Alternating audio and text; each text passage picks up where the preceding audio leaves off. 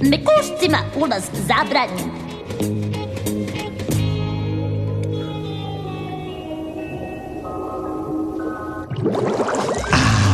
Blatna laguna, luksuzna oaza mora i peska. Sunđer Bobe, kako možemo da se kupamo kada su košulje i kravat? Da, baš budala sam nada. Dozvoli mi da popravim tu situaciju sada, da. Iskoristit ću ovu kabinu za preslačenje, da bučem svoj kupaći kostim. I neću ništa drugo. Sunđer Bob se ponaša nervoznije nego zračarka u tegli sa krastavcima. Čekaj malo, šta? I presvući ću se nego šta, ali ne u moj kupaći kostim. Da, kada Sandy bude videla da sam ponao moju karate opremu. Sandy me neće pobediti ovog puta, jer su određeni elementi na mojoj strani. Elementi iznenađenja. Sunđer Bobe, jesi li spreman? Da, Sandy, nego šta nego spreman. Spreman da počnem. Sunđer Bobe, oba smo poneli našu karate opremu. Veliki mozgovi slično misle, pretpostavljam.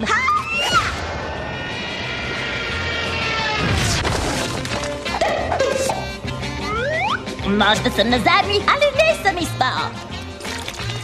Trebalo nam je 3 dana da napravimo tu krompir salatu. 3 dana! Sandy? Ja sam Sandy, nego šta?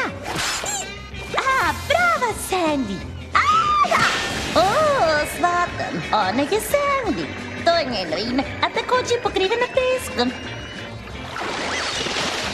Mi iz Teksasa sladoled zovemo smrznuti sok od krave. Izvini me za moment. Hvala. Ne, hvala tebi. Ko je bacio taj papir na mene? Hej, šta ovi ljudi čekaju u redu? Lepo, devojče, to bi bio red za slanu pljuvonicu, najokrutniju mornarsku gostionicu koja je ikad sagrađena ispod 7 mora. Samo lošiji od loših mogu da uđu unutra. Morate da imate mišiće. Mišiće na vašim mišićima. Mišiće na očnim jabuđicama.